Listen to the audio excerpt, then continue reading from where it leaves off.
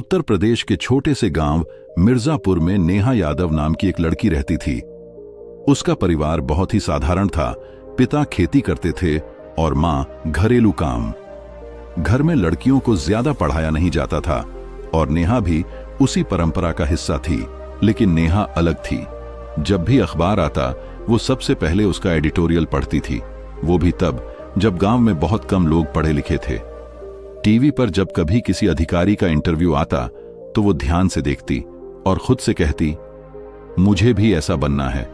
दुनिया को बताना है कि गांव की लड़कियां सिर्फ चूल्हे तक सीमित नहीं होती। पर यह सपना परिवार के लिए मजाक था। ताने मिलते, लड़की होकर अफसर बनेगी, ज्यादा पढ़ाई से लड़कियां बिगड़ जाती हैं। जब नेहा ने 10वीं की परीक्षा में जिला टॉप किया तो स्कूल में बधाइयां मिली, लेकिन घर में सन्नाटा था।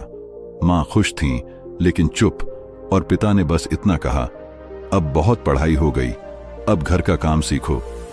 नेहा के लिए यह सबसे बड़ा झटका था।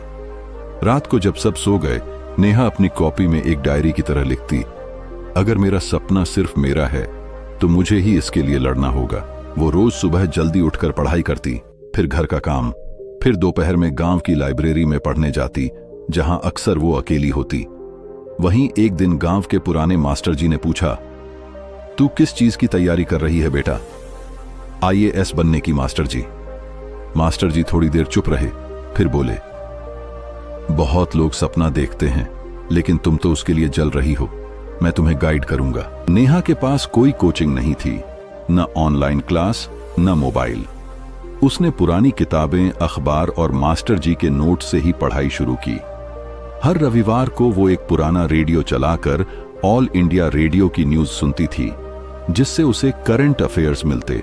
गांव के लोग मजाक उड़ाते, क्या करेगी इतना पढ़कर, आखिर में तो चूल्हा ही जलाना है।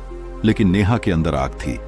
पढ़ाई के साथ साथ वो अपने परिवार की जिम्मेदारियां भी निभाती रही। खाना बनाना, भाई बहनों को पढ़ाना, खेत में मदद करना। नेहा ने यूपीएससी का फॉर्म भरा।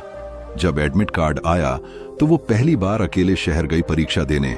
वहां उसके सामने ऐसे लोग थे जिन्होंने बड़ी बड़ी कोचिंग से पढ़ाई की थी, जिनके पास लैपटॉप, नोट्स और मोटिवेशनल सेमिनार्स का अनुभव था। नेहा थोड़ी डर गई। परीक्षा केंद्र के बाहर खड़ी होकर उसने खुद से कहा, मुझे सिर्फ अफसर नहीं बनना, मैं ये साबित करना चाहती हूं कि सपना सीमाओं से नहीं बंधा होता। उसने परीक्षा दी और फिर अगली और फिर इंटरव्यू तक पहुंच गई। जब यूपीएससी का रिजल्ट आया तो गांव में सबसे पहले अखबार पहुंचा मास्टर जी के पास। उन्होंने नेहा के घर आकर चिल्लाकर कहा, नेहा यादव यूपीएससी टॉप 50 में। गांव की वो लड़की जो कभी अकेले लाइब्रेरी में पढ़ती थी, अब आईएएस अफसर बन चुकी थी। वो ही लोग जो उसका मजाक उड़ाते थे, अब कहते थे, हमारी नेहा बेटा बन गई। नेहा की मां पहली बार सरेआम मुस्कुराई और पिता की आंखों में गर्व के आंसू थे। नेहा की पहली पोस्टिंग एक नक्सल प्रभावित जिले में हुई। वहां उसने लड़कियों के लिए पढ़ने का अलग केंद्र खोला, उड़ान केंद्र। आज वहां सैकड़ों लड़कियां आईएएस, आईपीएस और मेडिकल की तैयारी कर रही हैं।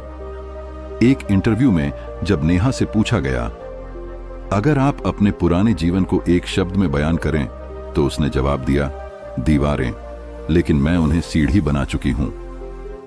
कहानी से सीख, अगर तुम्हें लगता है कि हालात तुम्हारे खिलाफ हैं, तो याद रखना, कभी कभी हालात ही तुम्हें हीरो बना देते हैं।